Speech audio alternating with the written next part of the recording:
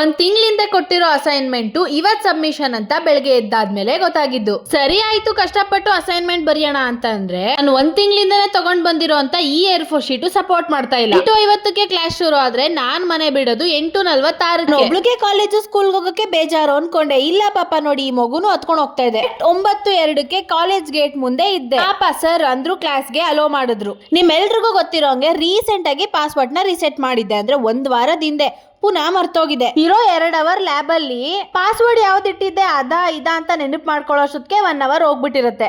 ಬೆಳಗ್ಗೆ ಎದ್ದು ಅಸೈನ್ಮೆಂಟ್ ನೆನಪಾಗಿದ್ರೆ ನಮ್ ಕ್ಲಾಸ್ ಸಿಂಹ 1 ತಿಂಗಳು ಮುಂಚೆನೆ ಬರ್ದಿಟ್ಕೊಂಡಿದ್ದಾನೆ. ಹಾಕಿ 7 ಪೇಜ್ ಅಲ್ಲಿರೋ ಅಸೈನ್ಮೆಂಟ್ ನ 5 ಪೇಜ್ ಬರೆಯೋಣ ಅಂತ ಪ್ಲಾನ್ ಮಾಡ್ಕೊಂಡಿದ್ರೆ ಈ ನನ್ ಮಗ 100 ಪೇಜ್ ಬರ್ಕೊಂಡ್ ಬಂದಿದ್ದಾನೆ. ಇನ್ಯೂರು ನಮ್ ಕಾಲೇಜಿನ ಬಾಸ್ ಹಳೆ ಈ ದೊಡ್ಡ ಮನುಷ್ಯರದು ಹುಟ್ಟಬ್ಬ, ಅದಕ್ಕೆ ಹೆಂಗೆ ಹೇರ್ ಕಟ್ ಮಾಡಿಸ್ಕೊಂಡಿದೀನಿ ಅಂತ ತೋರಿಸ್ತಿದ್ದ. ಅದ್ರ ಮಧ್ಯೆ ನಾಚಿಕೆ ಬೇರೆ. ನನ್ ಮಗನ್ ನೋಡಿದ್ರೆ ನಂಗೆ ಯಾವ ಹಾಡ್ ನೆನಪಾಗತ್ತೆ ಗೊತ್ತಾ?